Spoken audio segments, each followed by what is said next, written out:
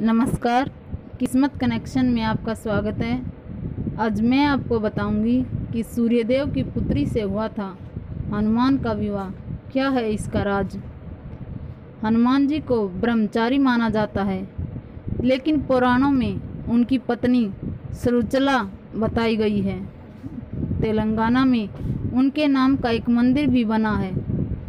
जाने क्या है हनुमान जी की शादी का राज। हनुमान भक्त उन्हें ब्रह्मचारी मानते हैं। उनकी पूजा में अक्सर उनके नाम के आगे इस शब्द का प्रयोग करते हैं। लेकिन तेलंगाना के एक मंदिर में उनकी और उनकी पत्नी सुरुचला की एक साथ मूर्तियां स्थापित हैं। यहाँ पूरी श्रद्धा के साथ उनका पूजन किया जाता है। बता दें कि तेलंगाना के खम्म जिले में हनुमान जी का ये मंदिर देश का अकेला ऐसा मंदिर है जहां उनकी मूर्ति पत्नी के साथ स्थापित है। जहां तक इनके विवाह होने की बात है तो पराशर संहिता में हनुमान जी और सुरुचला के विवाह की कथा है। तेलंगाना के इस मंदिर के प्रति लोगों की गहरी आस्था है।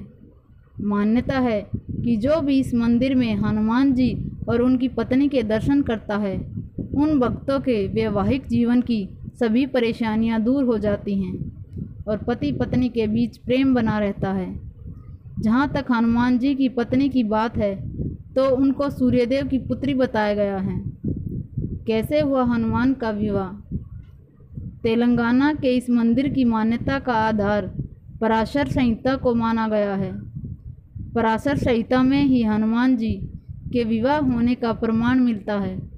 उनका विवाह सूर्यदेव की पुत्री सुरुचला से हुआ है।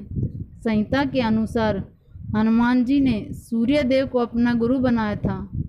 सूर्यदेव के पास 9 दिव्य विद्याएं थीं, जिनका ज्ञान बजरंगबली प्राप्त करना चाहते थे।